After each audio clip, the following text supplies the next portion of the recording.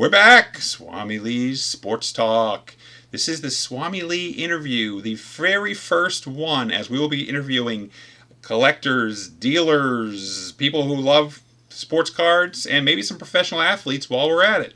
So today we have the honor and privilege of Joe Curcio, the starting lineup guru, starting lineup maven. I don't know what we're going to call him. Joe, what should we call you? Just the almighty collector. How does that sound? Joe, that works for me. We're going to ask you some questions, and we're going to learn a little bit about starting lineup sports figures today. Joe is the owner of the Sluseum, which is a museum with an SLU in front of it, which you'll see some pictures of later on. But Joe, let's get right to it. I know you run a lot of Facebook groups. How many do you run? I lost count. I say close to 20. How do you keep track of 20 Facebook groups? Well, I have some admins in all of them actually, so they help me a lot. But it's fun. Gotcha. And are any of them? Are you as active in any of them as you are in the starting lineup group? A starting lineup I'm very active in. GI Joe very active. The other ones, I'm here and there. My Wax Pack group I'm pretty active as well, but for the most part, I'm kind of more behind the scenes because there's just too many to keep up with. Sure. Now, this next statement is for the older people that will be watching this. Have you ever had a Brett Favre starting lineup with a Kung Fu grip? I'm sorry, you cut out on me. Have you ever had a starting lineup Brett Favre with a Kung Fu grip? I've never had one of those. No. Okay, that's for the old people that may remember GI Joe with a Kung Fu grip. So let's get with the butt hair and stuff. Okay, let's talk about you getting started. What was your first starting lineup? What year was it, and how old were you? I was 15 years old. It was 1990, and I knew about starting lineups, but I was really heavy into baseball cards at the time. But I was in a Hills department store, and being a huge Yankees fan, I saw Don Mattingly sitting on the shelf, and I bought it, and I've never stopped collecting since 1990. Gotcha. Mattingly was a big deal back in the late 80s, early 90s in starting lineup. No question about that. Now, moving forward, the starting lineup conventions, Delaware, Dallas, there's one in Charlotte, North Jersey, etc. Did you ever attend any of those? Yes. My first one was the 95 convention in Claymont, Delaware. I stood outside for 3 hours in the stifling heat. And by the time we got inside, the Joe Montana figures did not have a sticker, and pretty much the vendors were sold out. But it was still a great time, and I'll never forget it. But that was my first convention. Now I'm trying to remember if Slam Magazine was there for that convention or not. I mean, I know I was there, but I don't remember if Slam Magazine was there yet. It's it may have been Cincinnati, may have been the first one. I do not remember. Sure. So how many conventions did you attend altogether? 95, I went 96. I went 97. I turned myself into a dealer, and I went, I believe, until 2000. I believe 99 or 2000. I only did East Coast. I never went anywhere else. Just the New Jersey shows. That was all I did. But some of the best times, both as a dealer, as a buyer, just as a collector. I can't even explain how fun those times were. The people I met, people I'm friends with even today. From years ago, it's just so memorable. What was your best memory from any of the conventions?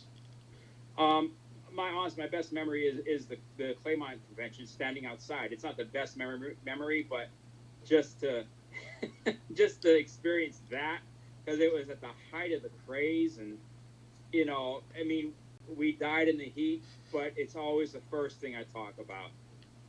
Well, we got a case of Montanas as a dealer, and they had stickers on them, so I guess I should feel guilty about that.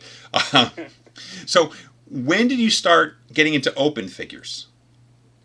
Early on, I'd say 94, 95, I started dealing with them, and people thought I was crazy. Like, why would you want these open? And I had an open Fralick, I had an open Mark Wilson, and at the time they weren't what they are today, but I remember having them, and I sold them quickly because people were starting to look for them, and it turned into be a really big deal. Did you buy them open or did you open them? I bought them open. I've never opened anything to sell.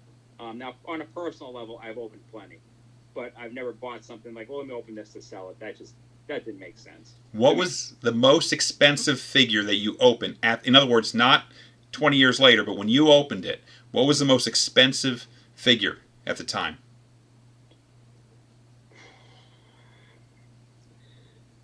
I remember opening the Jason Kidd Fame piece, but that might have been a past when it came out. So I honestly I don't know. That I do remember opening that, and that's an expensive rare piece that I did open, but I opened for my personal collection, not to sell. Gotcha. And roughly, because I know you don't have an exact number, but roughly how many open figures do you think you have? Uh, I'd say 2, 3 thousand. That's quite a few. Quite a Yeah, few. Believe me, I know the feeling. I have no idea. I couldn't. If you asked me the same question, I couldn't even answer. But I just sure. have bin after bin after bin of them. It's tough. It's Yeah, crazy. It's crazy. yeah. So let's move on to an interesting topic that for those that don't know you won't really be able to appreciate, and that goes back to the Sluseum, which you'll see on the screen right now. Your beautiful '88 football with their pretty acrylic cases. My God, that is beautiful. What Thank you. what did that feel like when you finished that? All of a sudden, you've got these. I don't know. They're expensive. I mean, that's a lot of money on the wall right there. But obviously, it's not about the money. So you see that. What goes through your mind? It was a goal of mine. I mean, I'm collecting toys a long time, not in the starting line, but other toys as well. And I always wanted to have my own display.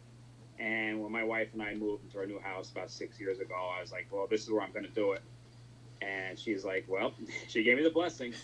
And when it took about half a year to build, and when it was complete and to set everything up was just amazing. And then to sit back and look at it, I still sit back and look at it and just can't believe it. I'm so honored and privileged and just thankful of how I was able to do it.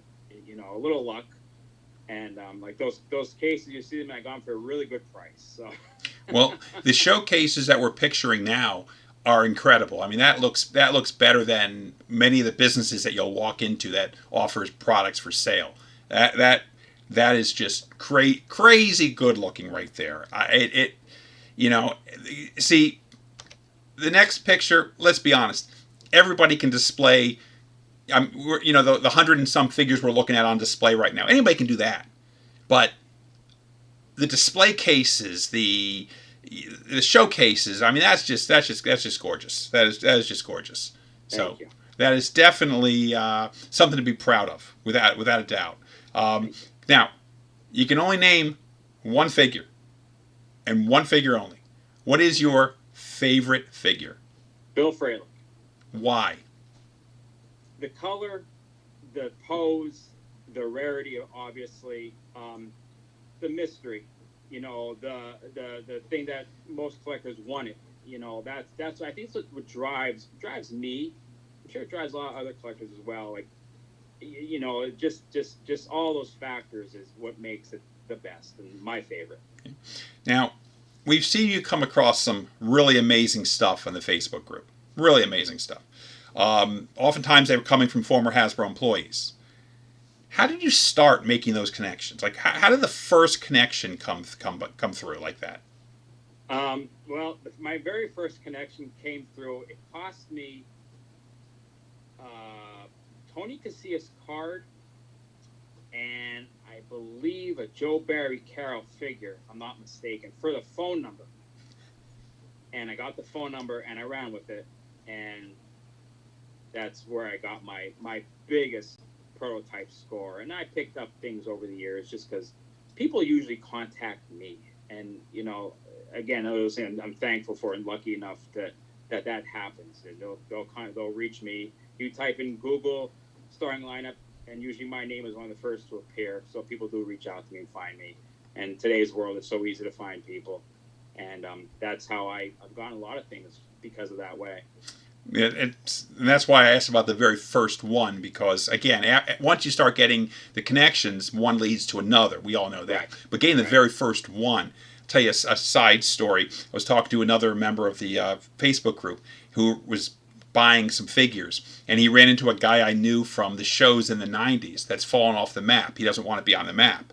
And he's like, "Oh yeah, do you know Lee?" Or one of them said, "Do you know Lee?" Or back and forth, whatever. And it was great hearing that. So these connections, people hearing one thing and hearing another thing, and must be pretty great for you from that perspective. Once you get going, it just kind of snowballs, I'm sure, which is a good thing. Now we're running out of time. We still have a little bit because we still have a couple things to discuss real quick. Okay, the first one is you get one Ask the Swami question. You got one question.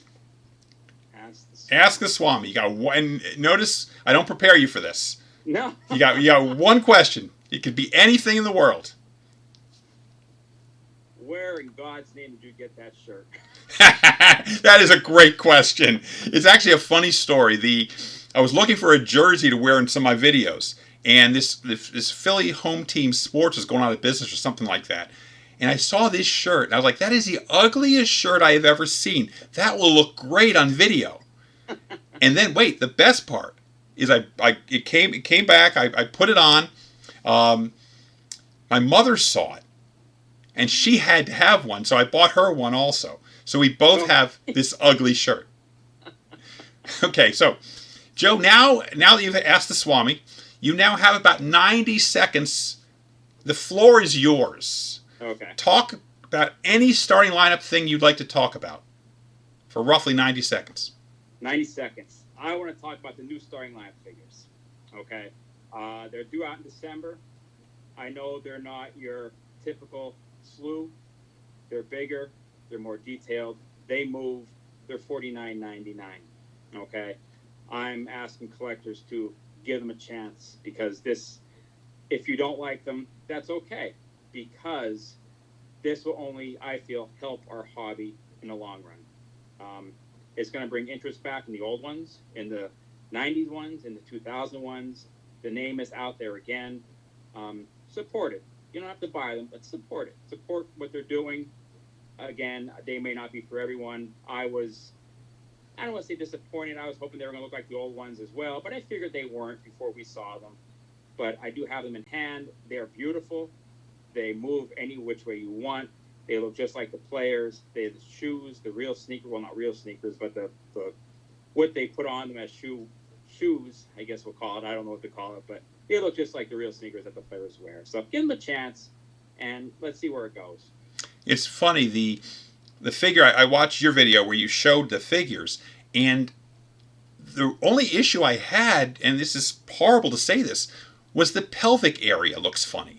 I mean, I know it sounds ridiculous, but because of the way they articulated all the joints and such, it kind of looks funny. Maybe I'm crazy, but... Yeah, no, I have a few people saying it looks like they're wearing a diaper, and I get it. When they're in hand, it's not as bad as it seems. I think the thing is, people need to see these in hand. And online nowadays, I mean, you're seeing everything. Once you see them in hand, I think you're going to have a little bit of a different opinion. Again, they have to move somewhere, and I get the whole they're wearing a diaper, but it really doesn't look like they have a pair of Huggies on. They have to move, and they have to have joints to move. They're not made of all. They're not like a bendy figure. They have joints everywhere: feet, hands, elbows, knees, shoulders. You name it, they're moving. But I know what you're saying, but it's not as bad as the pictures make it seem. Well, I have hopes because I've been following Hasbro Pulse for about a year now, and they've come out with classic Star Wars, and they're the identical figures from 1977, the ones I still have in my garage right now that I bought and played with back in the day. I found them the other day. I'm very happy I found them. But you can buy the same thing.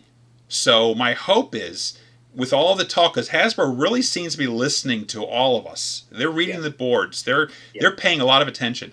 My hope is they're going to make a classic line.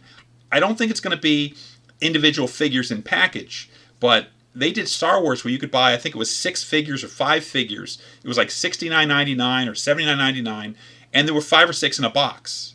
Sure. So I'm thinking, and I'm hoping, maybe 5 legends, that are connected somehow. Mantle, Maris, Mays, Aaron, whatever. But Yeah. maybe have a line of legends into the future. I think that Yeah. would be huge because I do like them, but I'm not a basketball guy. So Same. Yeah, I'm not a basketball. I still think Jordan and Bird are playing. You know, the new players. Of course, I know who LeBron James is, but these other guys I wasn't familiar with. But now, honestly, you know, I know the season just started. I look to see how these guys are doing it. They're pretty good. And but I wasn't very. I mean, I heard the names, but I wasn't like I don't know their stats. I don't even know how long these guys are playing. Yeah. Besides, you know, LeBron and Curry. But you know, football, baseball. I think you're getting a bigger fan base. I agree, and I think the people that aren't excited about them right now are probably not really basketball people. So they can look at them and say, "Oh, that's pretty cool," but it's $50, and honestly, I wouldn't know John Morant if he punched me in the face. Right. So let me see Brett Favre, or let me see, T.J. Watt. Let me see one of those guys, and then I'll make a bigger, you know, You have a better judgment. opinion. Yeah. So that's my hope moving forward, because I know that they're really working on it. Hasbro, I give them a lot of credit for that, and time is going to tell whether they're successful or not. But I do believe they're at least trying, and that's the most important thing. Agreed. Well, Joe, we're running out of time today. Appreciate you coming out today. Any final Thanks, thoughts? Any final thoughts for us today? No, I'm glad to see your shows going on again, and looking forward to seeing more episodes. Excellent. Well, we're going to be, like I said, we're going to have all kinds of guests ranging from Joe's six-pack, so to speak, to I'm talking to a couple of professional athletes, former professional athletes, that hopefully will get on with us and talk about their careers, and people that have been buying sports dolls, and people that have been buying sports cards, and pretty much anybody that has a story to tell. That's going to be the SwamiLee interviews. So thanks again for joining us today, Joe, and we'll talk to you in starting lineup land. Sounds good. Thanks, Lee. Take care. Thank you.